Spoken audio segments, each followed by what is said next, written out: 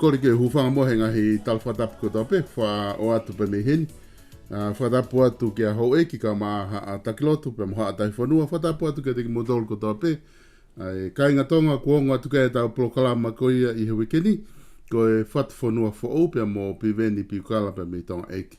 Whatanga pe kuongo le rei atu e tau prokalama he pongpongini, ko iloi pe ku kai ko ha pongpongi anga maheni eni ke ma prokalama atu ai, ka ko iloi pe koe ke puri e te ki motolu ai ngahi ngafa whatongia ko toa pe ku whahoko pe me tonga eki. Ka ma ai proklama na whahoko ane po i no launch ko i ai campaign, ai proklama campaign a piveni pi ukala i tonga tapu fitu. Pe i hene pe he ku ma kumi lewa whainga maari e pe ko pongpongini ko whainga maari e le re ia. Ke hoko to e tau proklama ko ia whatwhanua fo au ki he weekend. Pe hene pe he ku kore pe ki mautoki share tu pe tau proklama. I hene pe he pongpongini ko uwhewhia ke tai tai le rei. Piveni pi ukala pe me tonga eiki. Malo ta mau pongpongini piveni ko ilo pe ku malo ko e pongpongi ongo sia ni he ahake ki olunga. Lahi ngahi ngau e ku whahoko ka ku whamalo atu ke lava whahoko e ta proklama. Ku whewheha ke tunga kuiai a tonga eiki he tau i he lolo tonga ni, i he pongpongini.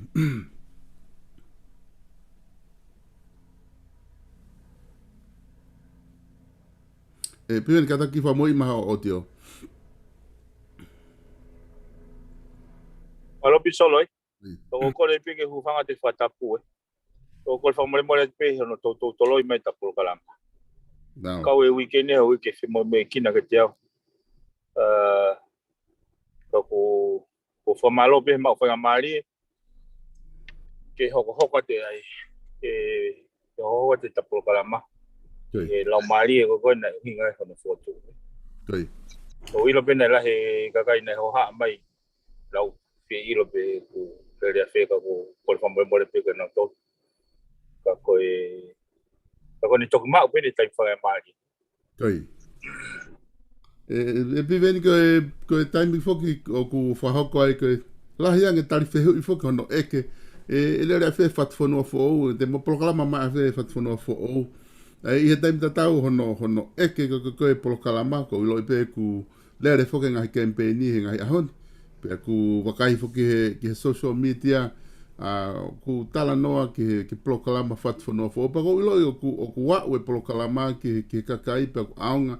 Ahono talanoa i pe talanoa ni iho o whakaanga i pe talanoa ni iho pōpō i ka na os mahino whaki ka proklama ko tau pek tau whahoko i hangai whamama ma i talanoa whapolitikare ko pau ke ua ma upe whahai ka koe mea mahu i ngā peko ne a ua tu ka i he pongpongini i he hoa tāni ko loto ke ki talanoa atu ko ngā na wakai hifo ki he launch ko ia o proklama campaign i tonga tapu fitu ko tahana proklama whaafofu a pito wakai ki ai pia mo e kai ngahi ono kamata koe prokalama ko ilo bena o ku kehe pe foke e atmosphere ia koe e tau wha prokalama koe ni he o wha hoko atu ki kakai pe ngahi talanoa ono wha eke koe pe ku kehe taimi o ku ke a utono atoe ki he kai ngā ki kakai koe ia wahenga ke talanoa ke te kina utolo whakamaka unga ia whahinga uhinga o ku ke loto ai ke nau omi e whalala ki a te koe. Ko hae anga tuunga ho ngoi ke osi ho proklama koe ane po pia mo e mono whakalere ko ia ho ko whaawa koe ho campaigni ma tonga tapu fitu. Alo pisoloi. Kono moni o whawhiemari au pito ka te au ai tōnga. Kau whima peke whamalala te isi uga ni solo. Koe whatutu e program koni na kei o kai kia hau.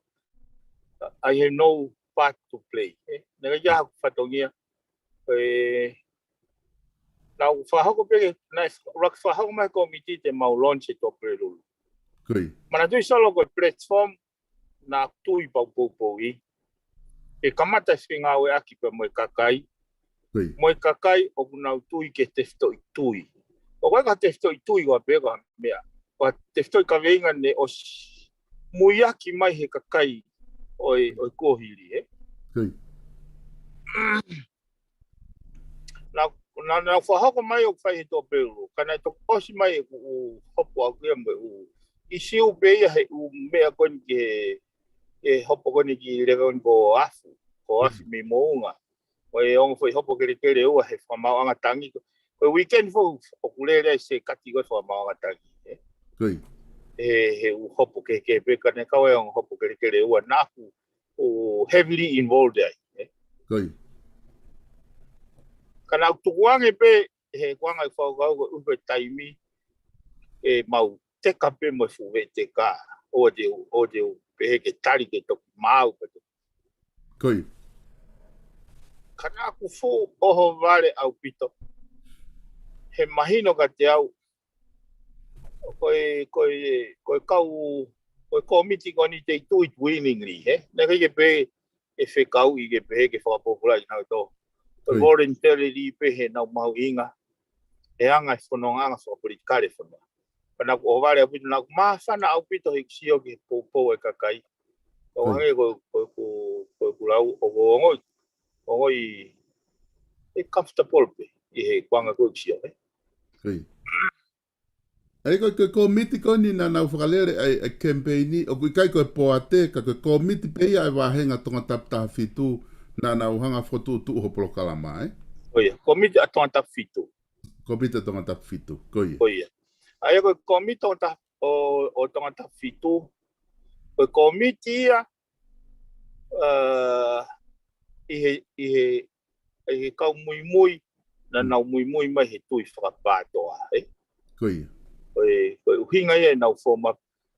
Ko me tako loto ko nau tolu na nau mai o whakorikore motuani. E lere mua me tonga tap fitu. Tonga fitu. O tui pena mahino peke kakaina o fitu tukua mo family ki fisi. Koia. Na hau pe au ki tongani he ngau e helo kono reform e mea he ako. Ospeko e ako pa kore he pare mea ki tokoni mo kia he from the background ma whinga waka peo a kene malo.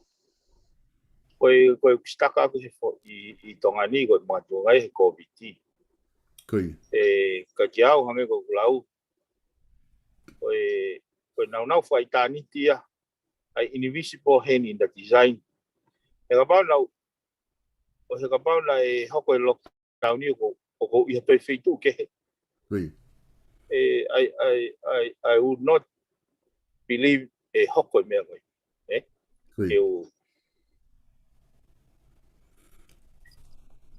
Mōni apito e piveni koe tu whukane pōna ku wakai ki he no launch koe e polokalama pe mo e whamamafa koe tala noa na ki whahoko na ke whakamatu unga ho kore ki he kainga ko tonga tapu fitu ke whoake atu e nau whalala ki te koe ngā ue koe ni o ku mou ngā ue ki ai pe na mohanga o whapapau i ke te nau tolu koe puri anga ini ku mau loto ke mau hum o ia ki wharearea na kai ke mou tala noa whafoi tui kana mo tala noa whakaluk fua kia te ki mo tolu, pia mo kakai ko ia ko whiri he ngahi wāhenga o atu ki he poate.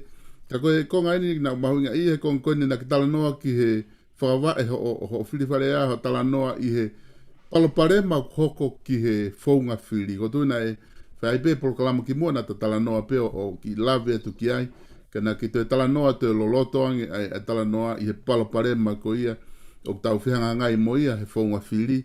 Pea mo ngā au e ko ia mo ngahi whatongia ko o atu ki he kau whafofonga i kakai.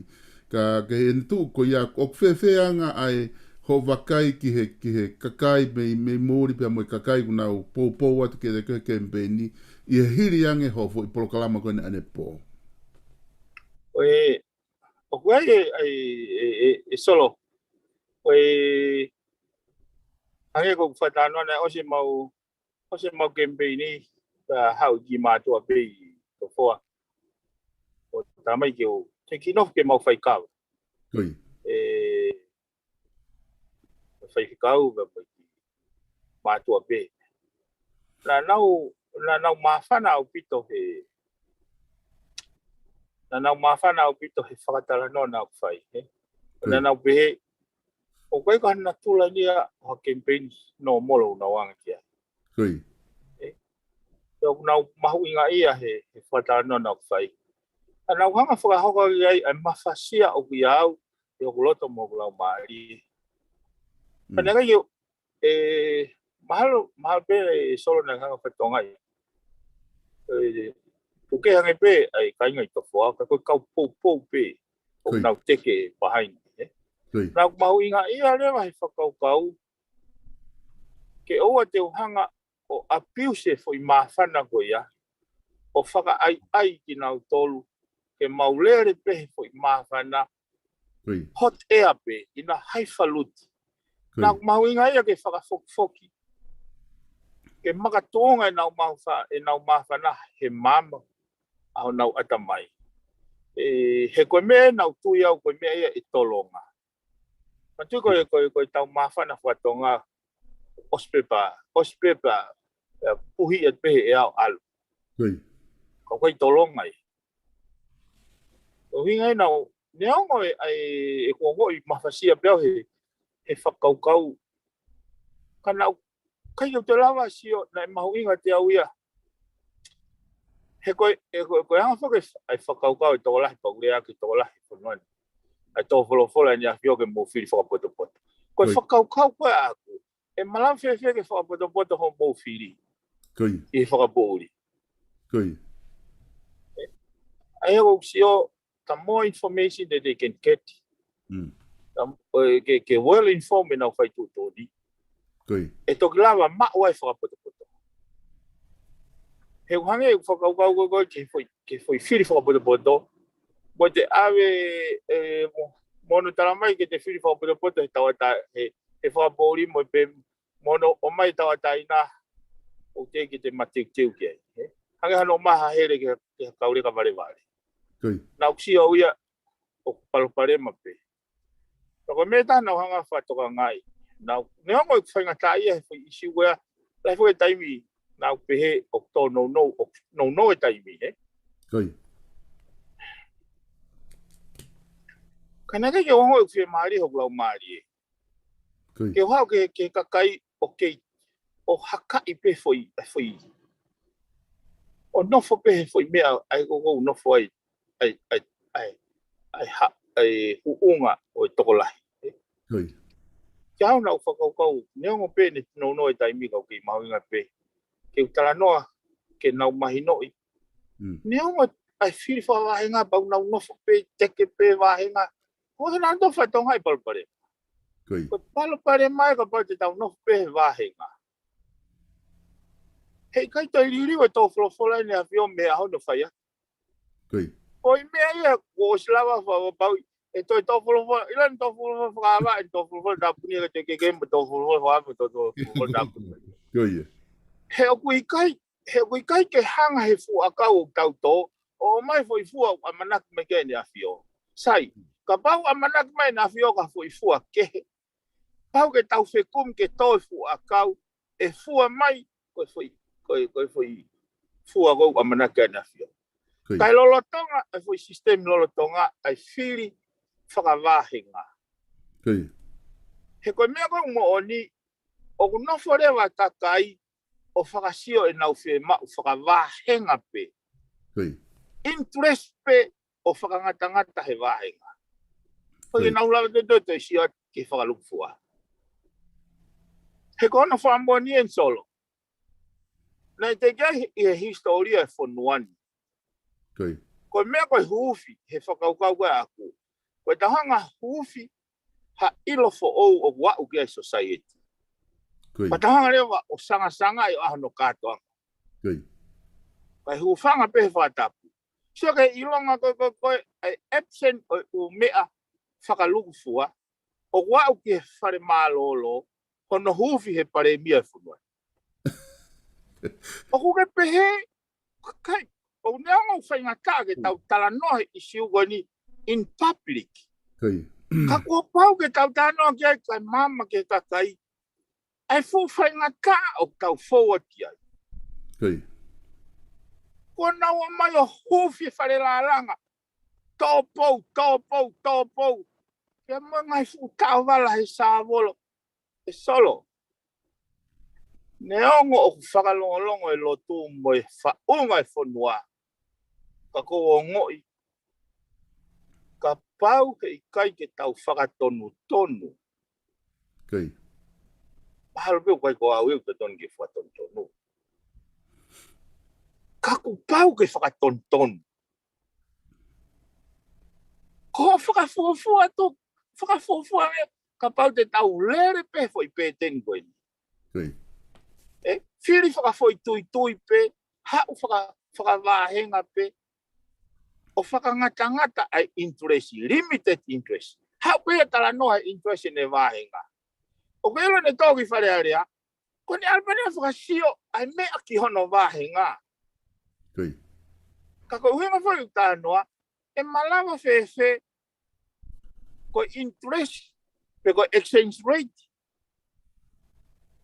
e whakapatonu pe ki ho vahenga.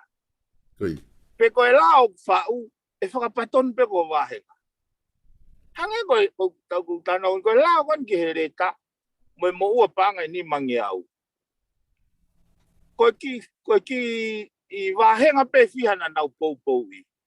Ka uku wafu hia katoa ai a tonga ni whalufua.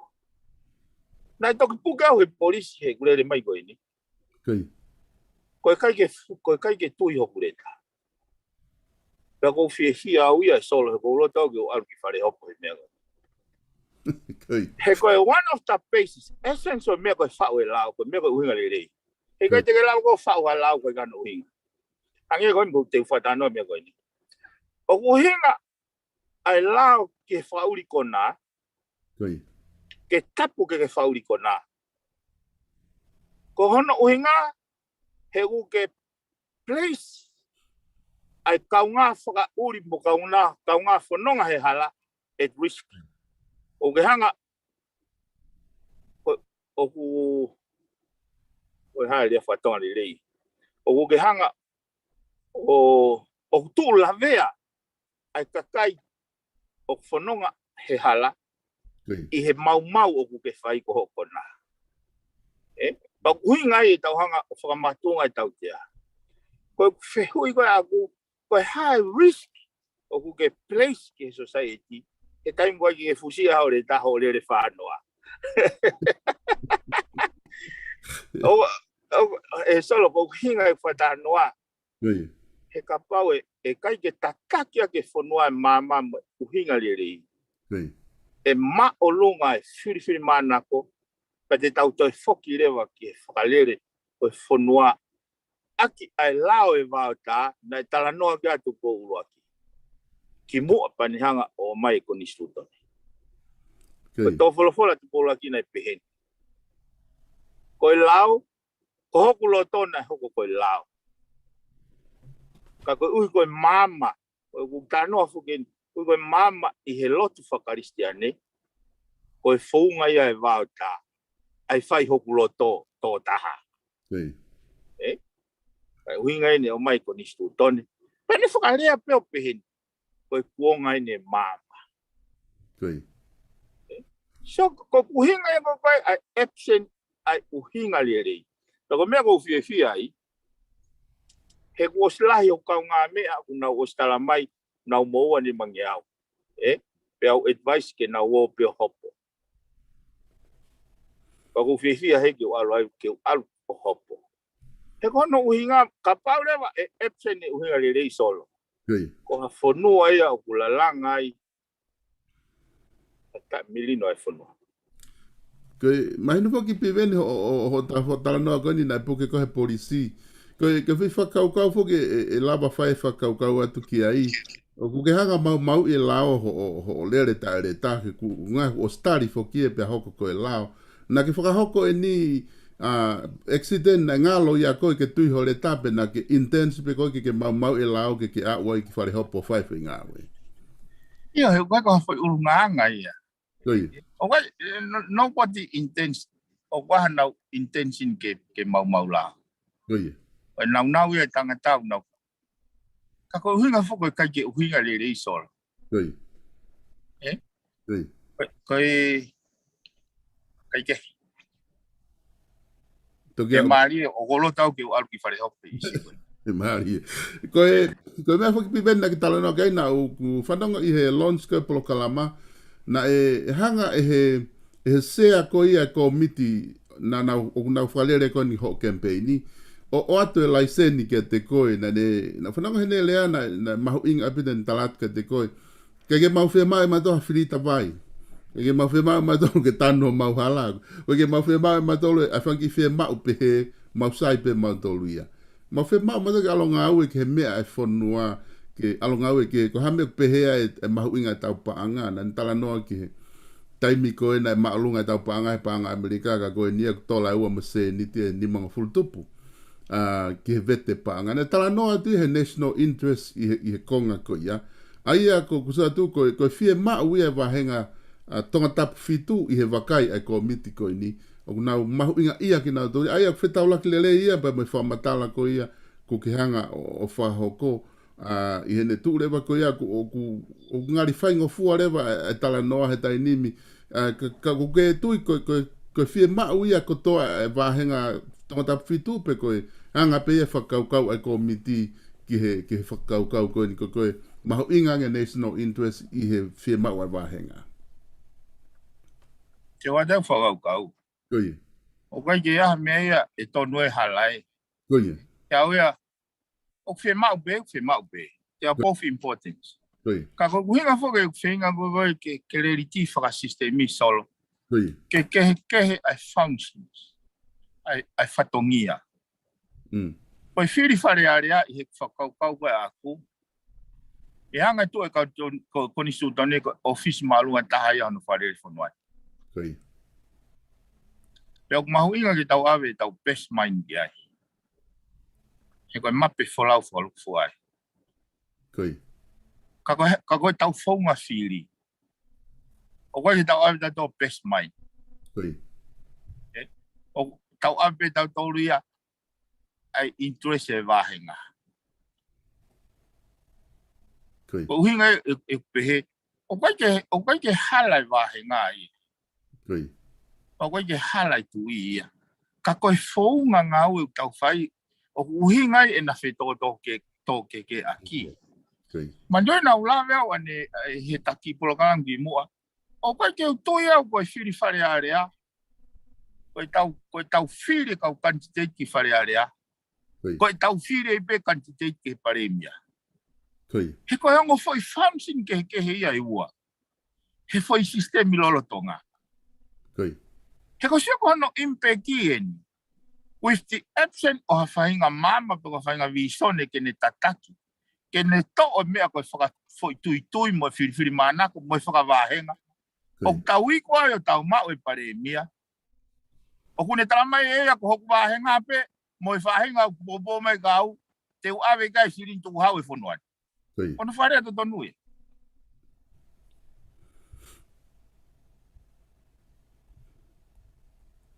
Koe maka vai e solo.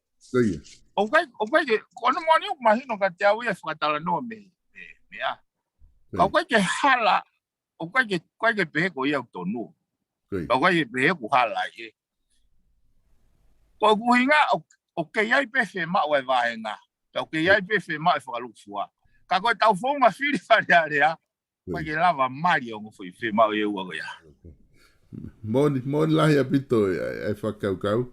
E piveni koe e konga mahu inga i he launch ko campaigni ane pōna na whaipeke e ta whawhamama i he whatwhanua who'o.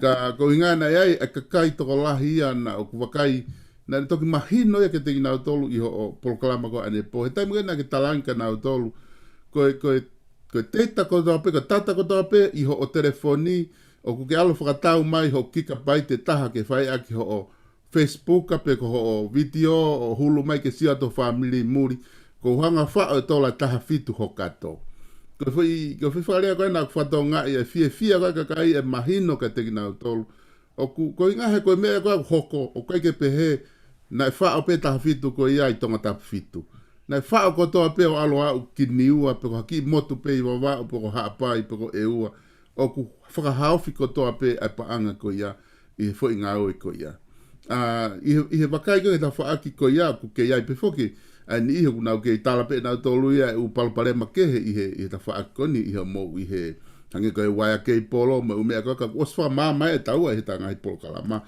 ka ko wakai ko ane po ke toko lahi e kakai toki mahino e ka nau tolu i whakau kau ko ia i he ngau e na ke whakahoko ko ia i he poate ke tuku hifo ko e te itaki lalo. Aia ka ne tu ko ni e piveni e kei hoko atu peho mo polokalama he ngai feitu upe ku I he tunga kone koho mo campaign o mo lere mau pepe ku pe ko foi program pe ne po pa ke toki a ai lewa.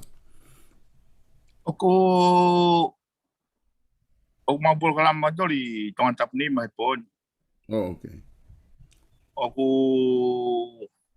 mau launch matori I pea he to perulu. O si fotu tu be he committee, ngai committee. O hinga fo solo e lau mari e whakaukau.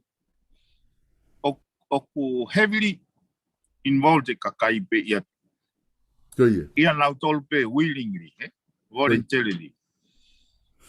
He nei kau fo ke mea na maua whamama, koe whatongia kona whamao bobe whanua ni koe ka whatongia ia a. Koe ka whatongia ia asiaos, koe ka whatongia ia kau no pere, koe ka whatongia ia ni afio. O koe ko kuhinga koe ko nau whatongia alone, ko kuhinga koe ko nau whatongia alone, koe ka whatongia toka taha a. Ko e tau whatongia. O kuhinga e willingly pe, kau mai e kakaia ngahi pau ko usio o tau una tau tolu kia atakai e whakate mokalat yangi hono whakalere pea koe whakaukau kone e inclusive growth ke tau mo ui tupu whakataha inclusive growth koe whakaukau e la vai a achieved koe ngau tau kau nau kau mai they have a say. They are heavily more. They are more heavily involved. I ahoni whakahoa ki ane afi. Mana tui nei au sia o whanuania ki tuunga nei oange au pito pehe kakai e nau whalala ki a Chris. Koe ngau e whapuri kare kota pena nau tupena toka a Chris. Pa koe ahoni koe ui koe more sino koe au ku malanga taha kotoa voluntarily. I'm so thankful kiai. E kono moni o kai ke aha. E ka pau te tau pehe, ke tau hanga, ke tau o whai ngau e koe ni koe tau kumi ha tau totongi maamani. Kai kiu tu iau te mau hanonga ma whi maari. Ka pau koe nau whai e nau ngau e koe ia I he tui. Koe nau ngau e koe ia ki e kahau. O tui te nau mau e nau totongi I he wani. E anga I whakauka. Ia o tala noa ko ia ki he paremia malolo ki a Chris Pohiva. O ko loto ke wha ose ke konga ko ni I he o proklama koe na elonse ane po ki mo ke ta hoko atu ke ka veinga ta. I he wha matala lahi whako no wha awhehu ia talo pe me he taimina lere pre anga ko o si o au mai ke tainimi mo no whehu ia pe ai whehu I ko ia. Ko ngā ko koe mbe mo Seas Pohiva ko mo ngau e whakataha e ngahi mea ko toa pe ko mo whai au ke polokalama na e whahoko he ako he liliu kone ki ai raw mark e standardized mark mo mea ko ia pe hau ai ka na toki hanga e Seas Pohiva o ne lea ko ane pōna ne hanga o mai ngahi mea lahi na e whaafehu I ka ne kei ki aha tāri e ki ai ka na ne hanga o whakamatala mai ke kakai ai tuunga ko koe na ai ho hau pe ne ona ni whakai kai na kai ni hanga o mai koe na ki hau pe koe ia koe o me ngau e pe au ka koe konga ni ko mahu inga ia ke wha oste ake ta tala noa he konga koe ni e ne tala noa koe ia I ho o relationship ko o pe mo tangata ai ki pare mia malolo I he ku whanongo ke ne whakamatala na au ke tuunga na ne pehe taimi ko toa pe ku ne eke pe ko whea piveni e talawa ke ma piveni pe au ke tunga na pehe si ausi hange he ne whakau ana ia ku ke pōpula ko ke paremia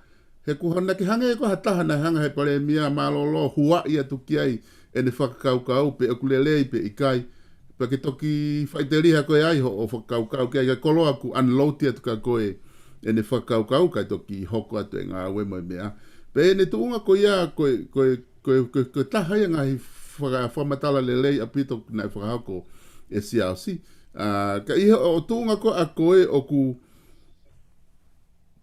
waka e tiko ki ho campaigni pe moanga ko o whamatala ku pehe fok he ni ihia to kuange a tau tolu e pare mia malolo ke si malolo u ke te fie mau ke o mai ke tau talanoa ke he campaigni ko ni ka tau ka mo ha pe motolo talanoa mai ha mo mea fo o pe a motolo ke mo hu moia ko nga ku o si malolo ko pe ki e pare mia ia Koe ha o whakaukau ki ai i he wakai koni, i he tuunga koni kulea rea mo campaign.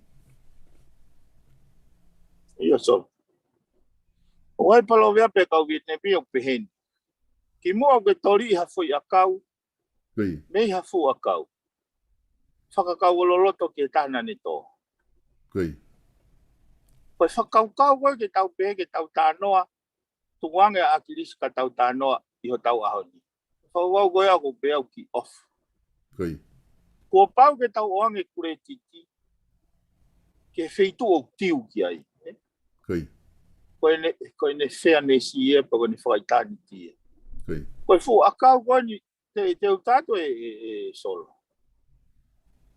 Had it not ki he whei lau lau ai pare mia malolo. He ikai nai me ikai ke tau longoa tato he whiriwhare area. He fe turi mai ko ngā ke nau tori ngai whoifua. Ko ngai whoifua ngo tāno ki ai.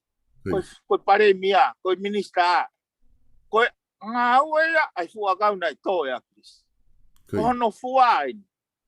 O kua mai e kau candidate independent pe koe ha koa team pe koe ke nau o tori he whoifua. E fuakau ea. Pe marama whewhe ke tau tukuange. O hange ko whatanoa. Ai taha nai makatunga e fuakau. He te ko whotoa te mea ni solo. O ke peheka pau nei. O ke peheka pau nei loto si pe holomuia akilis. Mo pe te tau talanoa he isi o ne pare mea mo kau minista. Ai mea na tau os ilope. Ke au ko hatau minista to ton ke hanga oange whaka apa. Ma o lunga taha ke sino koe. Ka tau e pe. Like it or not. Pe ko hapare mea. Pe ko hataha pe. He koe tau o whakafunga tō taha fitu. Nega ki tau maa tato majority in the house. Ke tau hiki ni mai ke tau tō taha fitu. Kana ma uia he fuhu tō taha pe mo e whilaula sino koe. Koe whakakaukau koe pe ke tukua tua o kai ki tui au ki ai. O kai tau tui au ko me eke ko ngā ke te unga ki ai. O ko tui au ke oange kure titi ki ai. Ka ko ho o hu mo ho tau mo tai tau ki whare area. Pau ke ngā hua ia e koe. O te ke heka hosi koe he sino koe. Koe poini a ko ngai. Kai oe uhinga ia. O tahara tō o tisuri kat. Ai fu ngā ue mā o ngā whilau nei whai e tangata koe. Regardless, pe ko hai whanga tū pe tui ai. Kana i kai ke mea o minister pe te ke pare mea. Had it not ke sino koe ni. Ka pone i kai sino koe. Ai ke pe au ki a sai. Te whoki mai au ke whamatala koe. Ai na ke pehe.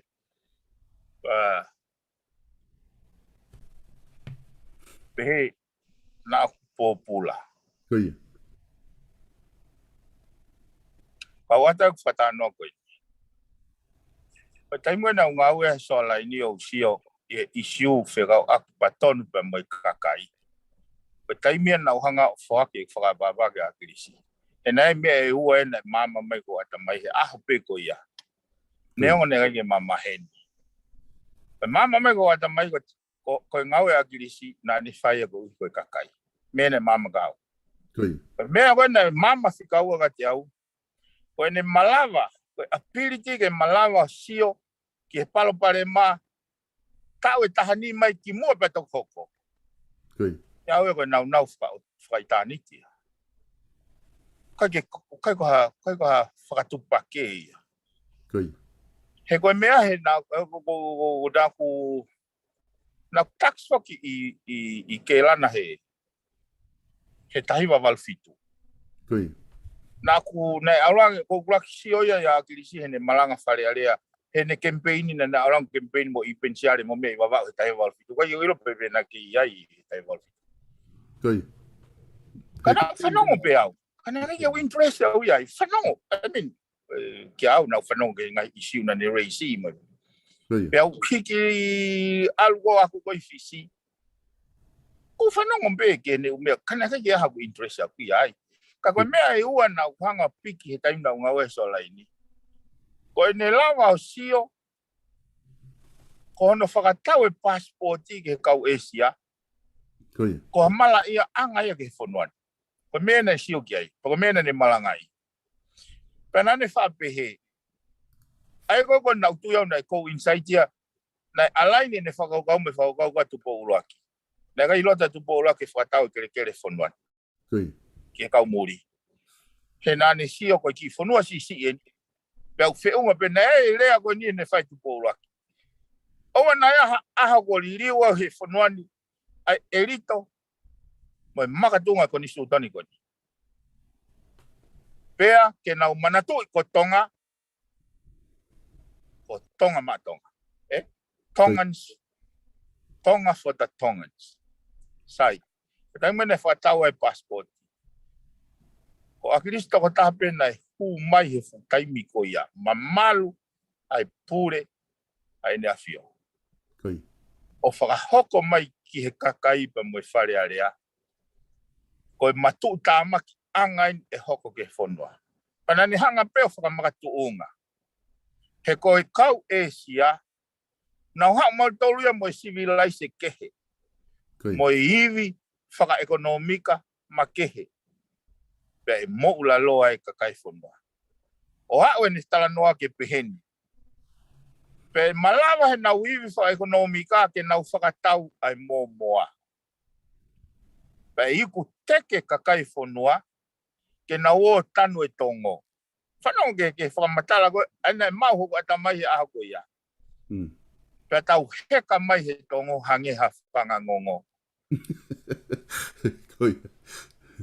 Kau ke ila taina ne hangai o mai e whakaukau ko ia he fo i manga whaa ko ia. Toi peke hanga he kau whaife kau poto, kau ako, kau hoiki. O tau motua ko ni heu. Mari. Ka koe tainu e nau whoki mao ngā ue nau si o matai wa. Toi uhau te lere mai ko wharekoloa si aina. Mohe maafana si aina ia. Oi motua tonga i ni au security tua. Kei. Kei. Pea o e ka inga tonga ia tala api ke tongo he ko mea iau taito tongi. Kai nofo te si aina ia he momoa. Koe waterfront koe ne whonuan, ai koe koe waterfront. Osi katoa hanu whatahi kau seina. Koe whatahi kau seina. Koe ngai business koe nei tū koe ai. Koe puke koe pangeu toko wate kau seina o to claim mea. Kau ia he mea nei ho haalahi e pare mea malolo. Ke whakau kau i hawhahinga whounga. Ke lava whaivia i tau i middle class. Ke nau lava retain e nau assets. Uhi koe kahau. Kane kai ke ai interest ia toenga kabineti. E nau interest na tō, ko tonga mena tō ke nau wahe me nau wahenga. O nau wahenga. Maria pito, pipeni koe, lo tonga ni ho tala noa koe ni ke ngahi whakaukau pehe koe na whanonga koe mei fuoloa pe hau ki sea ina. O koe e whehui heni o mai e toko taha koe ni. Une eke mega te au ke eke te koe ka pau te ke e whiri koe e tonga tā whitu ki whare a rea. Te ke lava nai o mahu inga ia i he isiu koe ni o ko haa ki ai ka kai whonua ko tā e no ki si ai nā ke whai mo osi. Rata i he tanu hala ma ngahi ngāwe pehe neongo ko ngahi whie mau vivili peia ngahi whitu u. Ka au toi vivili angi ki he tokolahi ka kai ia. Peko tuku pehe e whuno ki se aina e osi whakaku wai po hatou tangata. Tege lawa o mahu inga ia ki ke ngā ue ki ai. Sai besol ki talisi pe whai goa kai whaausi. Karano koe ai mga tunga koe mahu inga ia. E whai laulau ne whai akirisi. O uhingai e kuloto whi maari ke upopula ki ai. Koe, ia. Ai koe taha whuki e mea koe nau tānoa ki ai. Ai pamoi ua koe mea nau kuhanga. Na ulava sio mai ai. E ne fotu e lao. E whakangata pirinisi. E hoko ki he taloni. Ke pisinisi he fonuan. Mantoi koe foi poini koe ni na ngāue. anda i pirinis kalau ni mo ene kau business partner. Ka koe la na fatu e agrisi 15 years, 10, 20 years ago. Oi. Eh? Oi. Ke ne hanga he lao tu ni ke pirinis kalau ni ke o fa photo business. O makatonga he whakau he malawa ke ngawe ke kau business partner ai offer mo hohoia ka kai ko nau tui. Oi. Ke abuse e nau toton. Ka ko taimana ni hanga whahuna toi peke kala he kau ho i ki hau ke hau ai ke tu ke umata. O we over ta noa ke for moral courage na lava ya Chris or stand in the midst of darkness. Oi. But the lava sustain, lava withstand. Ko taima na sio ayo witness yang foi mela la he wa ko ya pe pehe. That is not an ordinary man. Ko pehe ko tangata it's just normal man. Oi. Na ko hanga articulate that he must have been sent by God one way or the other. Painga de sai. Na uhanga rewa oange whakapapa. But I know when I whakahoko sas pohiwa. Na neongo yo ko popula. Oi. Ko whakatontona aku nei kai yo popula. Oi. E ko hano hinga. He na willingly ke whakamoreki. Willingness ke whakamoreki o taimi mai paremia. Oi. Ko hae uhinga i whakaukau. Na aku sio o kui kai ko au e isiu. Na aku sio ko e paremia isiu. And he needs every single support. Oi. O wela solo ka pau e au ko ose aho ka kato. Ko foi minute pe nima. Na ni fe ma wa e tokoni. Oi. O ko lau ia ko koloa. Pai aho yo ko ya. Ka fuka more fo ko taimi. Oi. Ka kai ko au na o stilo kai ko au. Na hangi na whakau kau e asi. Oi. Wau ai ki asi. Ke whakaheka ai. Whakapau ko whepe taimu neto. Ai ko mea koe na kuhinga na uloto ke usio ke o mai e whakau ai tangata eiki koe. Moyanga ene whakauto uta. Ke o mai ka kato ke taulawa sio kia. Ka kuhinga na kai ke moni pe ko sio e normal mind ia. Ai ka kai normal. Oi. Ko popula pe ko ka pulu lo tonga mau ka pulu tatanga telefoni o te o sta pulu ya o dang mo ko mo do te fo te urele ke galo ko e formalo sino na manako ki ai kana ko smateu teu he wanga mahu inga ia he fatongia ko ui ko ilo une hake interest ka kayo maluma kana hanga rewa fe lau ai au ke popula ke utari ke upopola ke he pepe ko ha pe ko ha ki mesi even ka ba ko whakatala no pe kana whaarea ku fo ki mo solo na ko hanga whatonga na uhange ka ko sounding pot ke premia malo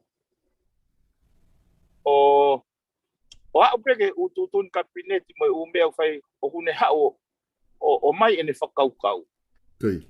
Pea koe mea koe na mahino koe te au. Na ku malawa o ange ai option, alternative. Na pena ulawa provide clarity. O ange ai clarity. Ke kula he mea koe ne whamatala pe pa hanga rewa iau analyze. O analyze o pe mai koe. Koe mea. Kone pakai ke o te tala nome ka tau ta telefonia pe ko ha minister pe wa. Sai. Na hau ka foi tonga na hau kone pe mai kao. O palpare mahe. O fu advance o whakau. Pea o kuloto kovi ka o ministaka. Ai ko me ena ni o whakahoko me ka. I he uhinga koe o kai ke tau atai na kau o kuia na asenita. Ne kai ke na usio na toria ke lerei. He hange ai kimia koe. Ai pare mia. Tata ka pakau ya ka whakapou rea te whikavalu. Ita whikavalu ne tutongi o mai ke tata. Ko hanga whake tau whakau no molo, pe ko hau tata o, it's a win for the team.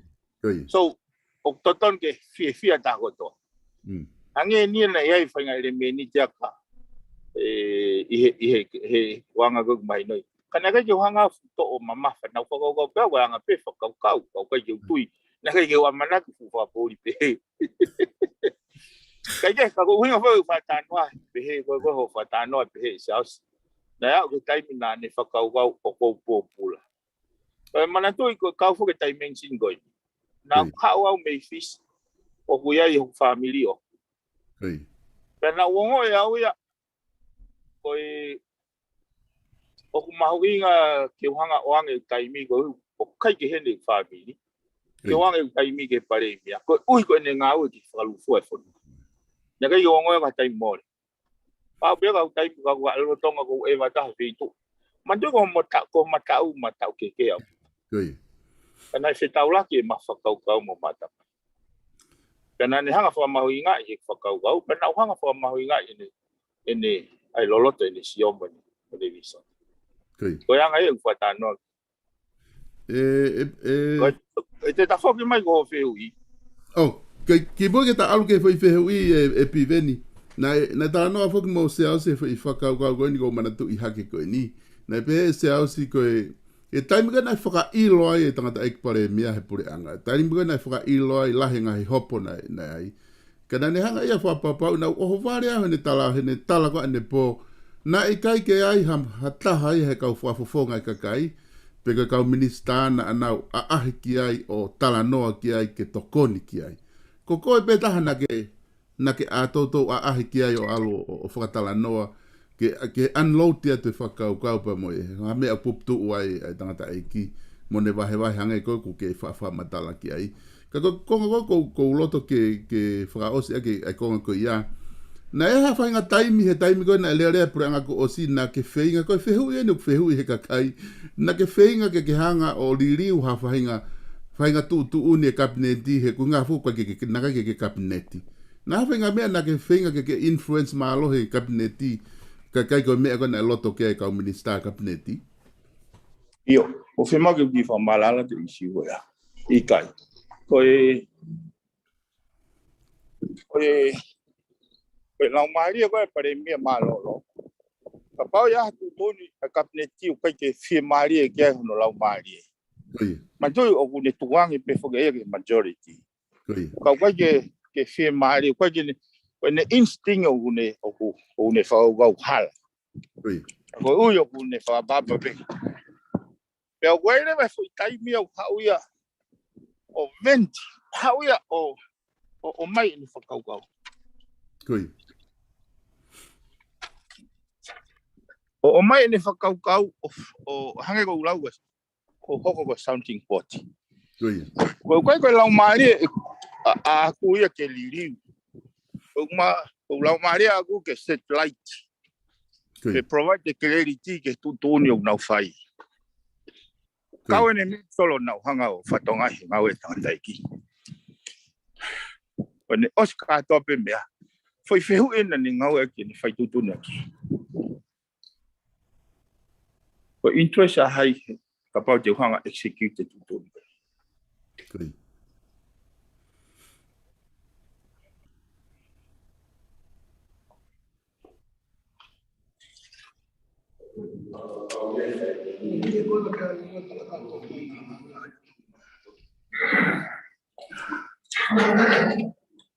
Okay, lo bane assessment me go yapa.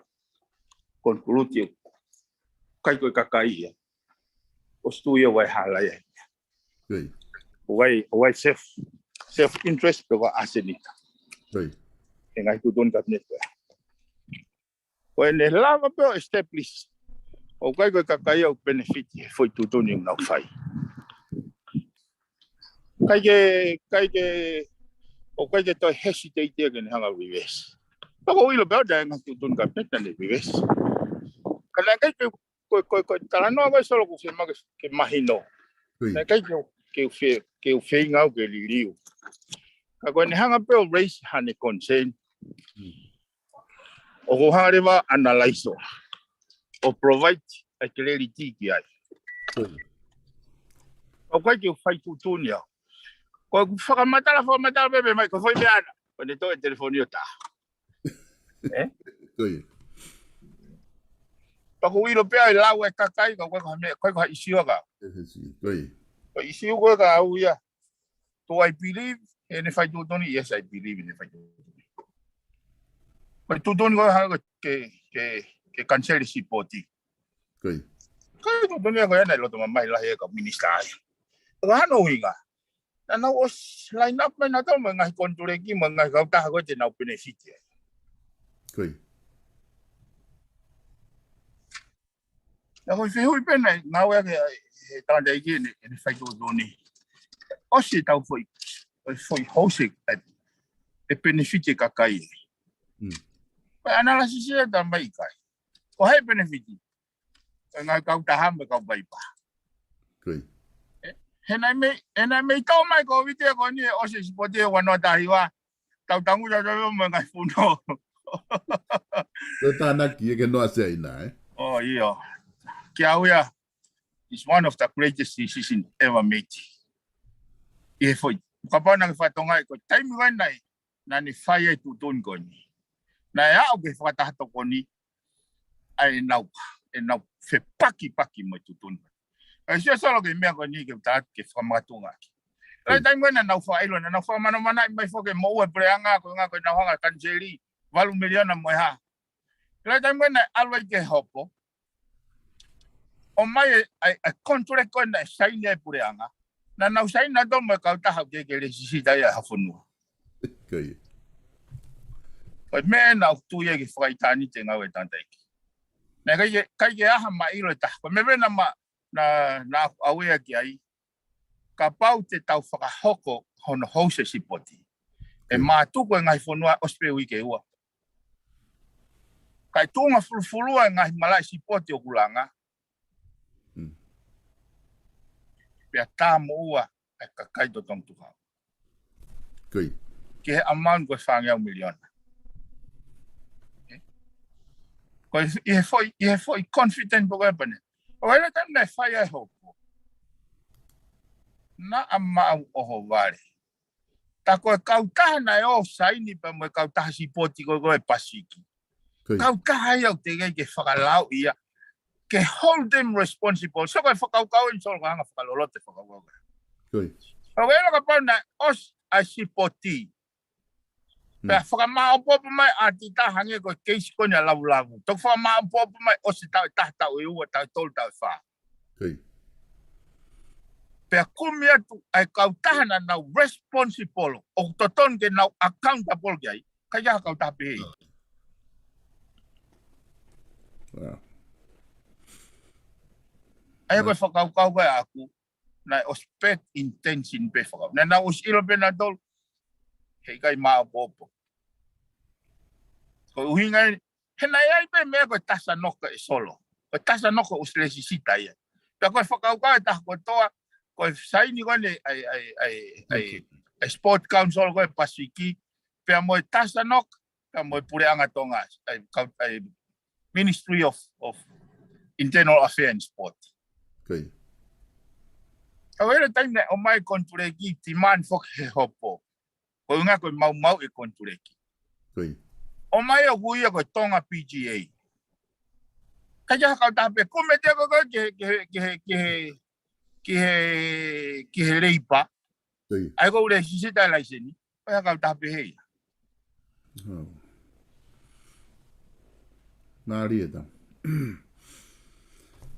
Koe piveni kou tui mahalo koe whatanoa mahu inga ni ko ke whahoko. Pea kou ilo i pefoke ku lere wawe taimi pa ku lahi mo ngai whatongia ku whai.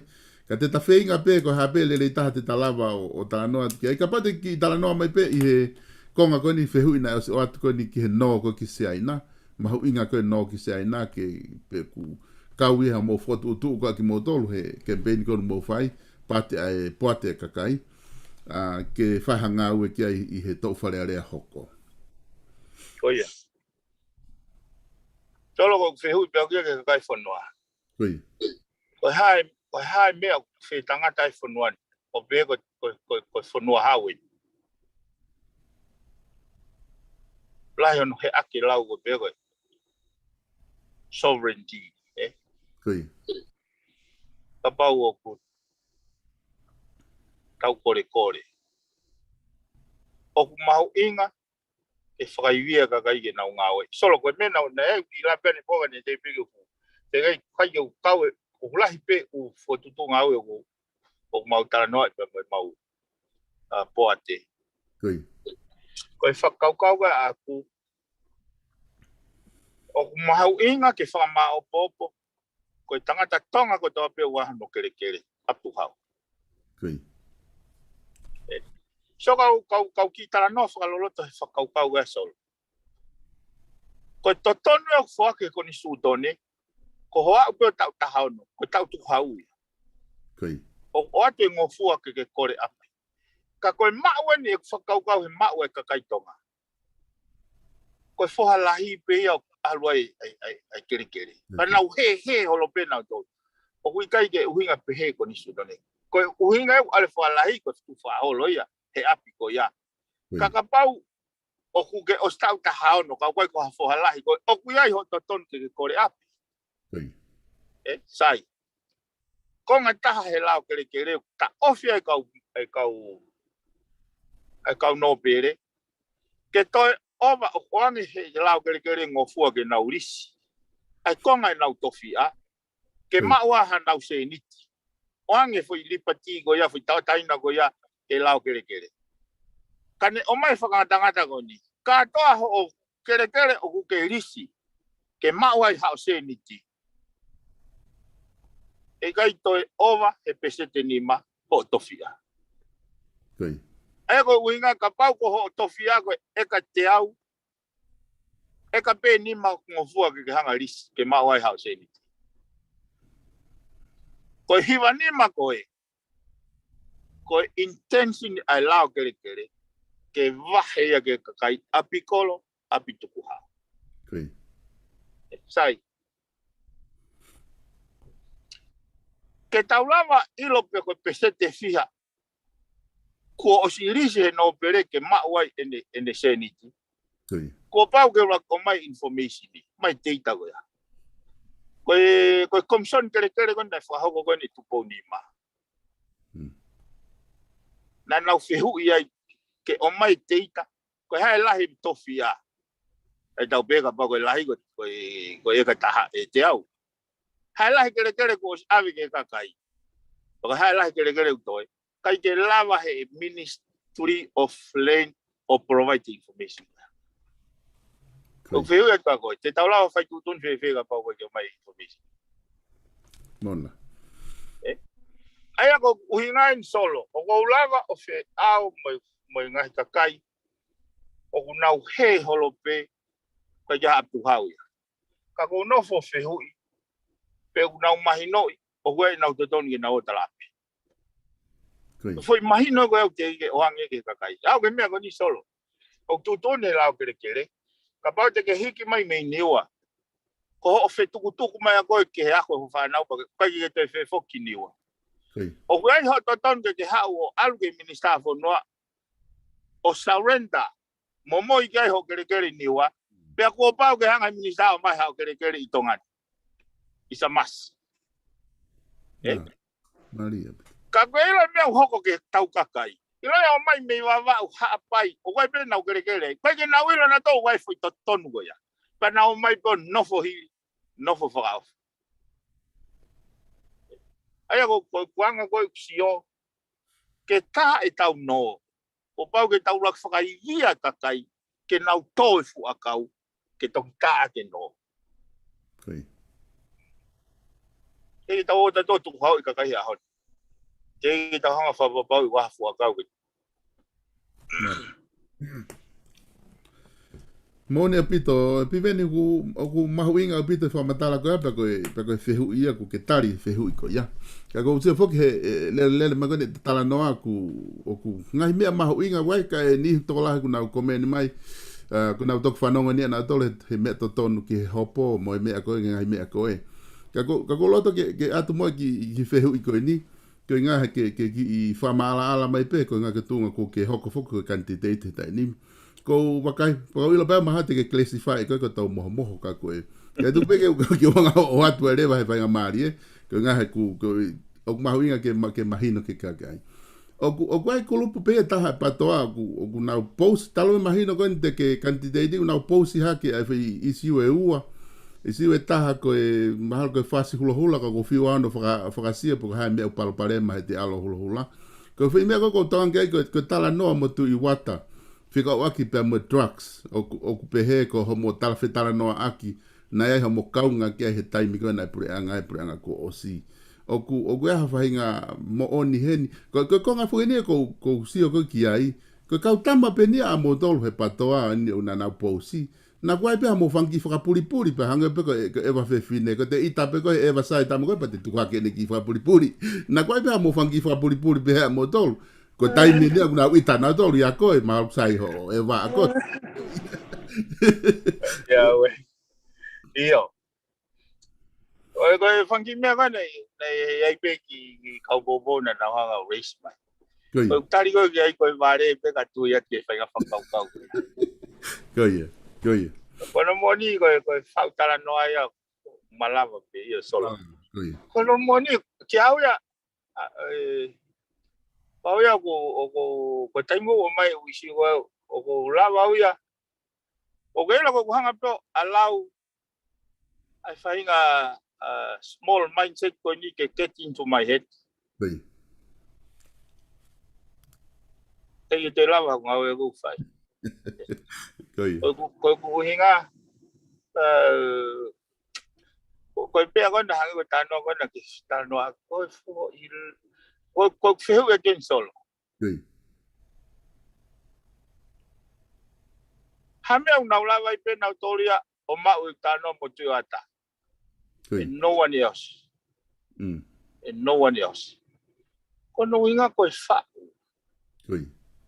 ko ability ke tato ko hanga ki fatano ke Facebook mo ilo ko hinga malo powerful like ko ese de Facebook is billion ko je lava por America ya o fa malo hi a Facebook ke na hanga disclose ha fa hinga me kana auto because that's the essence of democracy in America sai o ke ilo ko pa malava hataha o excess ki hoto ki hete account mo te fetano ako ka kai ke kai ke to o de hanga ia o kune hanga ia o attack a integrity a Facebook kaya hata ko talo e dia no fai mega o vari pa yo o ima hata mai ko tala no ai mo me o si ivo na je ke tala no mo language pe ko kuinga ke fra ma bobo ke kakai ke o mo te nau to hala pe he ko ha mea throw in ke Facebook o wai hataha wahane ability to access kia ko winga ya ke malunga asset value a Facebook he o ke la ka na os compromise privacy a Facebook os drop in the value na drop mo ne manakoa he ko hange me ko na fai ko na ka pe ko no target ko he kau ma ni ko na ai fe fine fe awa tarang na fe awa pe de si su ko fe mo to na fe awa ki ta ko ka tambe na ta tu na to i kulere ka to ka ke u fa ka ta pe ku ya ba ko yo lo to ke mo ai energy positive energy he o isi o ya ki au ya ko mana si na pe na hanga ka kayo fra mau ai ka fa fo nga pe ka quantity hange ni o ka ki to ya o ka hange ai la ko mo ui ko ka ya data lo ko e pe ko foi ho ai wa vai na o na a ho na to lia o tu ton pe la ya me pompo yo ha ke pompo ke ta ko kuinga ke ta hanga tari na from natula sometimes you need to dissipate energy mas ko me ko na ko hilo sai be Ko kula ni ko talo ni ko ako ai fui tala no ato tapu ko ia he la te fa sa pate ko tok mahi ka tama na taki ko na to na fai que tu que waka fa to ka nga he la te fa sa Ako matoga. Ka ko no nga mo ko pau ke to ko ua. Ko foi hopo ko to ko ua. O ngota ma ko ni e wa ke fa e fa ma la to ta. Piveni Ya ke pa ua. Ka no mo ni take tu ka ma ni ko na ke na o e ko lau ga e lau ga to hioku. O tala tangata me kolo le re fa yo no loto e me o ha yo no mutu ta ka mau ko me be o ha o to mutu ko la ko tau fe ko kolo ai o fa o to loto he kwai ke fa kana tula ke te tori i ha fo i fo le re me ha fo ga o ko e ko fa no atu ka tama ko na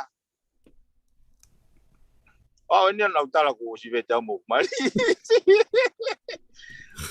ka ko fa so si atu ma ko to le ne pe to fa na vete na no na mai pe ke ko yo fe o fe o ata fa ka ko ni solo ai re me ko si fa mori ak na to le wa na wile na me fa mari la pe benete ke abe ha ki taimi ke ta ki fa os ke hopo ke ki sam up ma pe me to na Okay, solo. O feta no pe foi hopo ko ni.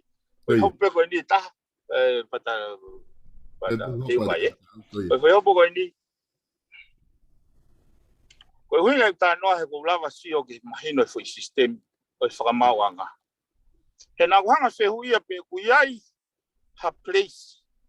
O na wanga na he institutional system o fakau e masiva he foi whole process a te kumia te toton ko ki tala wo ko di solo o mo u mai ke tapolo kalama e ko ene fanongo he tapolo kalama o winga ene fe kumi mai ke te ko ene fanongo he tala no ke lau ke re pe a ko ene mau a tikite hala loto api ki he api na ne fakau ka hono tapai ko hono api Nari.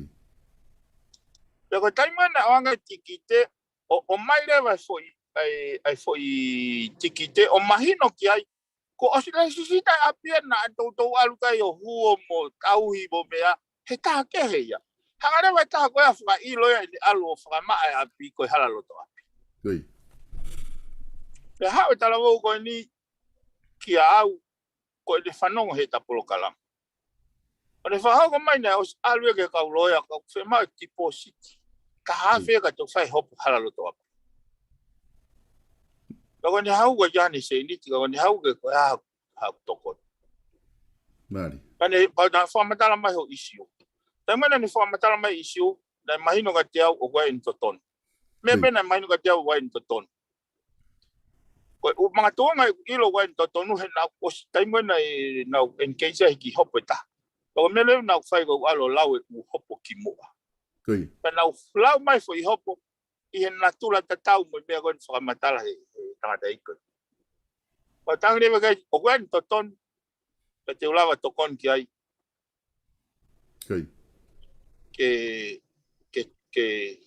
ke fa foki mahano api ka koe foi he tolo na ma rakse mau ke ma he tolo ai koe foi hopo hala loto api pana ma ko fofua api ai he fa mau polisi Papa na ke manatu na fu taimi na o hake ai fare area o hake ai he media ai turia o he fa mau. Oi. Gitu. Turia fa mau pa ke loto ke fa fo ngai ai tanga dai ko. Solo ko me na kwa humility ai. Na wi lo na ngo I haya o pito. Ko tanga ta si tanga ta kana ngo I haya. Ene hanga o vangi I pehe iau o pehe o kai ke kau ke kangutu he sea ka uroia Koi. Ka neongo ia solo. Na aku tali ke ne hanga manuki ia. Ka ne kai ke utali ke mo la loa ki tangata i koe. Koi. Na aku whakawhewheka hoku loto, whakawhewheka hoku nima, kau fuhu mai ki tangata i koe. Koi. Tutone wha mau ke maalu, ka whoki mai o mai ene loia.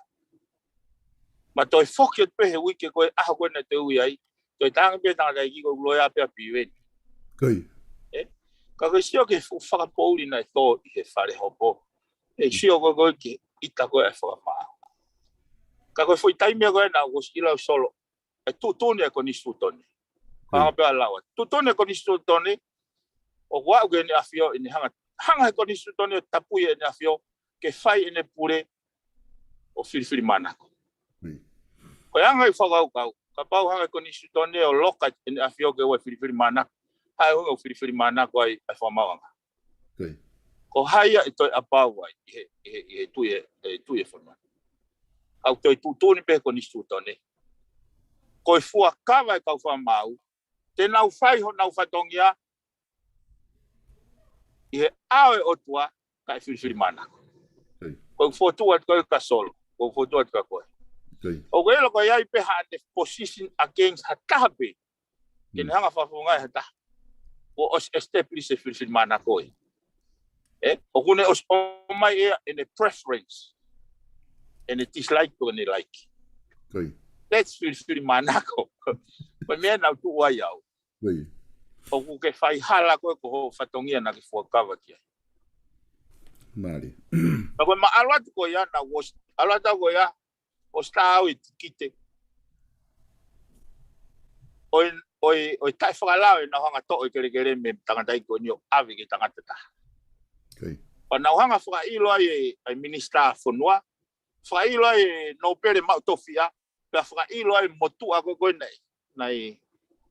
Nai resi sita e api. Koe uhinga ku whatanoa solo. Koe fua taimea i he historia e kumoui. Ke uhanga tāti ki te ai whukau paipa toko lahi pēni. Wheko hato e whuto tāti ki te. Ka nau hanga pe o koe mahi e koe kau e whakeisi koe. He nai e whakeisi ki mua. Nai uhinga e raki kau hono ai mea kere koe ni. He hau e o ngā mātua ia. Mea inia he tuwhaholo. Koe osi e loia e whāpa nau homo mai mea.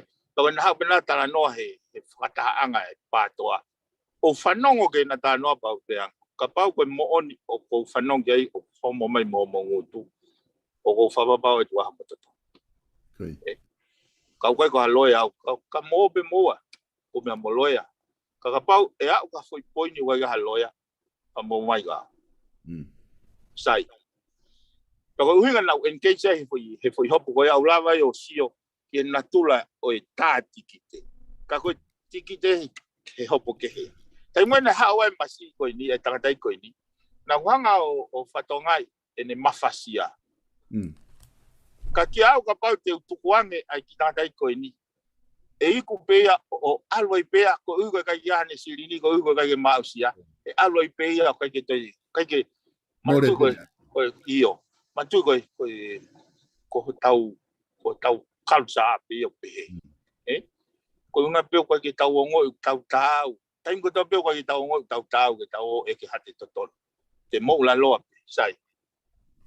Na harewa, o mai pe i fometi koe tātiki te koe he hopo nau sio ai. O tātiki te aki. Ai pirinis tungi, tātiki te aki a maaf, tātiki te aki ai motua koe. Koe toko tolu he koe taimeta. Pako ki ai pau ke tes ko hanga whakau kau hanga tau irifi ai ange ke nau to kapau hala pa te whatonton mai kai whatonton mai ai ko whakau kau pehe ke nga ke ko hanga ia ai mo ui ko hanga whakau kau mono pa ki te o alu ki te alu pe au pare hopo tai mo na au pare hopo ko loia ko ai loia ko ai no pere. Koe me mi pai whatato koe. Koe loia koe minister, ko solista general loya ai pureanga to Kei. ko loya ko ki motua ko ka ta loya ko na sifatu ta fai Kei. ya ko alwatu solo ko la to kore mai mo ke ma ki ngofu ke fa mawanga ma ki ngofu ke fa fonga tanda ko ni ko kan cheni Kei. wai ni toton ke ni ha o mai ni lo to mamahi ke fa mawanga Kei. objective ai me mi pai fa ta to Mm. object e ia ke whakaukau o kai kia ha like sen sai nā kuongo i o kuwai wai whamau le wai Kei. kai rewa ke o mai whamau e ha totona pa mai ku rewa o hopo pere ka ia te ia pe kau tokoni pe meitua Kei. tokoni pe meitua o osko ai try o lo hui ngai whamoni te o mai rewa ke whai whakamalanga tuku te o kore rewa ke le pautang rewa ke le ka ke ne kore ke malanga written submission pe he ko le kai nei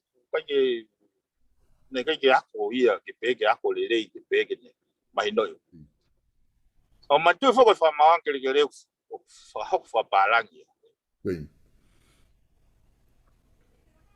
Peo hang peo o write up in submission yo alu ta avere ke written pe avere ke fa mau fa tu ni fa mai fa mau mamalo ki mau tu ni fa mau ke tache ya fa fo ke api ke tamagoni angoni tanga tai kon sai kai ke fe mali ai ongo loya ko pa na te tang ba ma ko tang ire va he wiki ko I mean he pule lulu ko ni he wiki ni pe ko mena ka wa mo wa la he fo wiki tang mena mai ai now submission ko ki now tangi now sio gai ka fata pe mo ki na sio gai ko ja substance o mena na wo i na fa ka rewa pe te ukumi haloya pe te uto kore ka ki hoko mai kore tai mini ki moini ko ke nau te tari nau to ya mai rewa whakaukau ia ko ngā ko candidate wharearea e malawa ke whiri ka kai au ko ngā ko whainga mepe kai ke ko whakaukau ko ia kai ke nau hana o plai newa nau torea ki he interest ai klai e ni nau noho na tol o mai wha huinga peke he peke ua te whakaukau tai Ako ke hopo tangi. Mantu nau tano ki mua ko.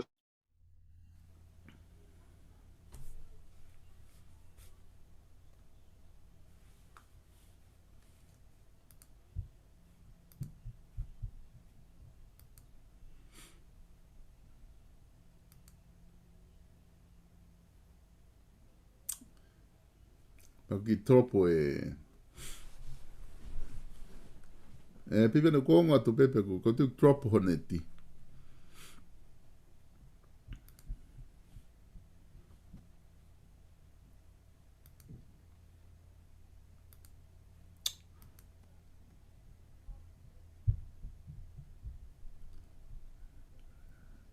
O katak pe mahalo ki holo neti a piveni. Me mali pe ko ngā ko lele mai polokalama. Ne ngope ko me alo ni ke hawa tahama kompe ua. Ka toki tropo pe neti a piveni he me osiko ia e polokalama. Ka tau ki taim pe moha ki mili te taha pe ua. Na te lava ke huma piveni ke whaka osi e tala nao kani ke fwoi hopo. Pera toki whiunga re vai ko e lopeo ki maulolo. Pea ke ngatai ko oku lahi a pita ngahi whehu i ku mo mai pea ku mo oni pe mo tolu ia. Ko ngā whoki he ko campaigni he dainimi, ko candidate he dainimi a piveni ki tonga tapu fitu. Pea ku ai ngahi whehu i lahi ku mo o mai ke whikao aki pea mo pea mo ha hoko ha taha ko candidate pea mo huki whare area. Ka te whenga ki hoanga no town ho mo u whehu i. Ko ngā ki he wika hau. Ko ngā fu maulolo e ta proklama he ahoni. Ka te note pe ho mo whehu i ke ngā ke lava o ave ki ai i he tau proklama ko e whatu whanua fo ou. I he wike ka hau. Taimi ta tau pe ko whamanato atu ka ki mau tolu, ko mahina ko ni ko oka topa. Aia ko tau pe hepe ko wike ka hau pe, ma ko wike wha o sipi whoke wike ka hau. Ko mahina ko ni ko oka topa, ko ai ko ose wike ka hau, o ko wheinga heni, o si whai hana whakawhi i kau kantiteiti. Ta tau pe hepe kantiteiti fo o po ka kantiteiti hangai whetu. O ku nau tari, ko hai pete ne tari mai pe mei tonga, hana whainga maarie, ke lawa o whai ha tala noa mo ia heni, pa te uwhenga rewa ke uhanga tuku atu ia pe mei heni. Ke tau sio pe ko hae ne, tau mua ngā ue, ko hae ne, hu ki whare area, pa muto o mi ai pe ngahi whehui ke lawa ke whehui ki ai lo tonga polo kalama, ko ngā ke lawa ke tau sio ki he kau kantiteiti, ko ia ku nau pore ki whare area. Pa ku ukake uhinga nia, pe ko whiri mai ka kantiteiti ko ni ko uhinga e ko kau patoa, pe ko hakau peki pe ko kau tau taina, ko mix no ia pe ia. Ko o ape pe whakawhea ka whahinga taha pe, ko hai pe ia ko o ku kantiteiti ka kune tari mai ke hu matala noa, e whahoko tu rewa mai na novema, ke whahatala noa mo ki nau tō. O koe pe ni ihia ku nau, loto pe nau toria ke nau tala noa ihe polo kalama, hange koe ni koe upolo kalama peheni, ai koe ke nau hinga na tō ke whai tala noa taha ku nau loto nau tō ke ai moha nau ki whai polo kalama pe nau toha whai mahi na ua, ai ko oka topa po novema, pe ko oka topa pe, ai oku nau whahingoa pe nau toha nau whangi polo kalama, hange koe tala noa politikare pe, tala noa ako, koe whatu whanua, koe tufunga whanua alo au, koe whangi hingoa pe oku ai, ke lawa ilo aki koe polo kalama eni, ai toko taha koe polo kalama ai toko taha koe, pe aku toki haure toko taha koe ia, o toki o mai kakano koe ene polo kalama, o hange koe ku wha atu mihe ni, koe konga taha ko wha malo lahi atu ki whainga maari e koe ni ka te mōtong, malo apito ai lama ke mō whaakau mai pe mo tala noa lelei he tau pēsi. Ko ki konga pia taha ko kore mau peka ki kakai ko tau pia ko mo hua mai ki he Vipon Media, ko whaampe ko whai te riha ko ho whehui pe ko ho whehui ki he ha o ku ke tau ataina pe ko ke he mea ke tala noa ke mo ke whehui. Ko mea pe ko whaakore mau pia au ia on ngau e pe mua harea ku lelei, mo harea ku whamata pure, neongo pe kehe e tau tui. Ko ngai polo kalama ko o atu au mihe ni, ko ngai polo kalama e koe a whe pak pia mo kehe. E ku hao e whi polo kalama e koe, ku polo kalama ana koe a KNC e ta whaak politikare koe, ku hao ta whaak koe ku a KNC e, pe koe pe u polo kalama e tau ataina au pito, ku hao pina tō tau ataina. Ko e whatongia pe o atu mihe ni, ke o atu tau ataina e ngai polo kalama koe ku whai, ke lawa ke mō wakai ki ai mō. Tok whai e ha mō whakamau, i he tato te whito ke te teo kone tau whiri ki whiri whare area, to glava whai ki ai homo whamau ko hai e kau kantiteiti lelei ko ia ke mo wakai ke wai ngai programa lelei apito ku wha o atu meheni ko wakai e kau palofesa me universite lo au hang ko tufunga whanua fo o tufunga whanua alo au ai pe mo palofesa to ke tase si o laftani o ku wai pe programa ke ko o atu mau pe mo palofesa i no ke huakau ku me ku ma tala noa pe o whare i ai kakai ngahi mea kehe pe ku kehe pe ai biuia ku ma whakahoko atu programa ko ia o ku wai pe mga hi programa ani i whawhoi tui pe ku ata pe nia kia whakafofonga ka pau ku ke campaign pe ku ke loto ke ta tala noa i heni i ngahi isi u ko ia ku loto ke mahino ke kakai whare area o ata pe ke te koe. I don't care pe koe hai ai tui o kuke po o kuke campaign ai. O ke campaign o pou i he ke pare mia pe mo e timi ai pati a kakai. Pe o ke pou mo ke campaign i he ta whaaki koe ni ai patoa. Pe kuke tu tau ataina pe. I don't care. Koe konga pe ko kore tau ka koe ka ke fie polkalama. I he polkalama ke si whanong ke ha tau ka inga atu muri pe mo taha pe. Fitu utaki mai ke teo, te lape o telefoni mai telefoni ko no wataha, ua no anima, no aono no afitu. No wataha, ua no anima, no aono no afitu. Pete ke tohi mai pehek messenger. Tohi mai pehek messenger, pete ke, puka hape whaunga te ke lawa fitu utaki mai ai, ke whaka o mai, o ngā o tala mai pe ke whanga puka taimi, ke whakahoko ai ho polo kalama pe tato ki tala noa ki ai. Taimita tau pe ki tau ki tai ka piveni, ta whaampe e te huma piveni. Ko whamalo lahi atu ke te motol ko toa pe ai ki ngai kautaha ko ia kunau tokoni mai o ki hono sponsor ko e tau polo kalama ke lava o whakahoko atu. Whamalo lahi atu ke te motolu i he tokoni ko ia kumo whai o lava o whakahoko atu e tau polo kalama pe mei heni. Ko e South Pacific Loans, o kai ke tuku ai whamalo ki he kautaha ko ni, ko e South Pacific Loans, ko e kautaha ia a Starik Tupo, o ku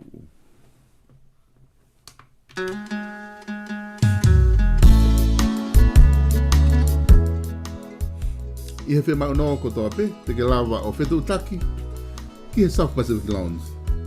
Starik Tupo, i he noa valunge au, valu, hiva valu. Noa valunge au, valu, hiva valu. Telefoni ki he South Pacific Loans. Yo nau wa ako ia i manuaringa toni, pe ko Kevin Tistral. Te nau lava o tokoni atu kia te ko iha o whahinga whiamau paanga pe. Ki ha whahinga tono no, totongi aka whahinga mo ua, pe whakatau mea lere, whakatau api, ko e tangata ena. Whika e whakamo ui, noa valunge au. Valu, hiva valu, orea, ki a Starik Tupo. Teke ngatai ko e kautaha wala ko ia ko e pagefashion.co.nz. Amanaki ke whakaawa hona whare wala i he wiki kahau i tongatapu. I he turiki ko ia whetalaki anga hala whetawhehi pe mo hala salo te. Ai aku me hanga tu pe ke office ko ne poate uhila, office for o ko poate uhila, pe ko market tala mahu. Teke mauai ai whahinga wala, pe wakai ke mahu inga fu au pito. Teke lava o whatau ai, pe ko hu pe ko ke website tap.pagefashion.co.nz. Ko e kautaha wala ko ni o ku lele pe nusilani, teke lava o whakatau me ai, i he level 3, teke lava pe whakatau kai kuri atu, o kei ngofua ho pick upu, ke kei hoko atu pe ai whakatapu i he level o koe ni. Kei ngatai whamalo lahi ki he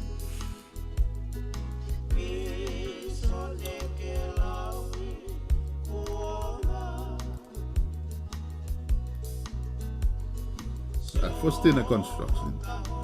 Kau dahalanga koe ni i Salt Lake City, Utah. Te ke lawa whitu taki ki a sione a Lokatonga. I he walu noa taha, hiva whaono, hiva noa taha. Ke lawa ke tokoni atu ki a te koe i hao fia maulanga. Ka tau wakai ange pe ku te whainga maria ke hu mai a piveni. Ke hoko atu e tau polokalama, ke whaose e tau polokalama. Pakaikai, te tau whai aki peia ka tau toki hoko atu i he wiki ka hoko mai. Una hoto e ta e mangaro Ula e a hoko fonga o e kumoto Kio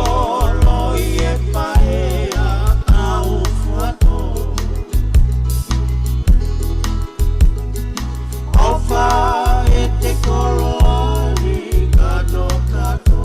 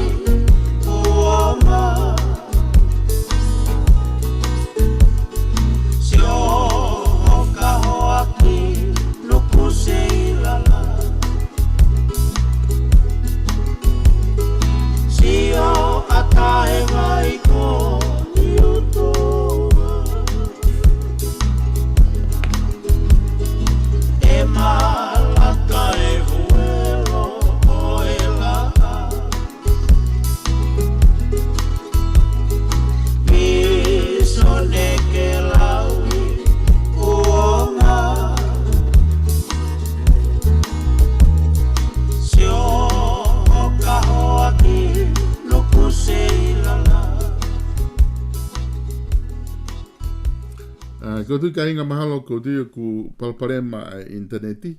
Ko tu pe ke ki te whainga maari ko ngā maulolo e tau proklama i he hota e whewhini. Ko pe ke tau ngata i pe i he konga ko ia. Ma to ki wha ose atu ai konga ko ni ki he hopo. I ha tau hoko atu e tau proklama i he wike kahau. Whawhi atu ki mautol ka inga ke mautol mea mai pe he wike kahau.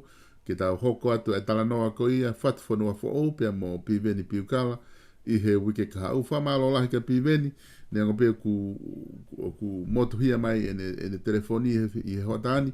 Ka koutu i mahalo ke useo wakai ki he taimi ku maulolo e tau proklama i he hotani. Pe neongo o ai tau whaamu ke whakaosi ai talanoa ko ia ki he hopo. Ko hae tō kunga na iau ke hopo tangi. Ka ku hangai beha ki fwoi whaiva koko o ku te kai ki hau ke fwoi konga whakaosi ke tau ilo i ko hamena e hoko. Hae tō kunga na iau ki ai. Ka kope he tau whatatari ai pe fwoi konga ko ia ki fwoi whaiva ko ia ki he wike ka hau. Ka mo te mea mai pe ke tau proklama i he wike ka hau. O whalai ka te mou tolu. Pia malo pito ho mou mamata mai ke tau proklama. Whamore more pe ka pana e ngahi ngau a lea na ma ngau e aki. O ku i kai whiunga pia mo e anga e tau nofo. O ku koi whamore more ke te mou tolu. Pena e ngahi ngoa na e lawe i atu he proklama. Kwa i tatonu ke whaha hano lawe i pe miheni. O mou kataki o whamore more. Ka lawa ke whakatangi e ngahi proklama koe hoko atu. Ke tau hoko atu ai. Talamonu atu i he toi ngai weekend ko ni. Ki ngai family. Stay safe. Ho mo ngai api ko ilo peo ku motori murini COVID-19. Ko ilo peo kei whatu utamak pe mahaki ko ni. Ne o ngai whanua ku o ku kaike nau te tokanga nau tolu ke COVID-19. Ko i ngā ku ngā ue pe is normal o ku mo iai. Ka ki ngai whanua ko i o kei lockdown. Whatonga ngat ke te mou tolu. Stay safe. Ho mo ngai family ke mou malu. Ke o nā hoko ha whainga paloparema ke te mou tolu. Pia ko tui koe ngata e tau proklama he ahoni. Ka mō mea tau toki whilongo aki i he wike kahau.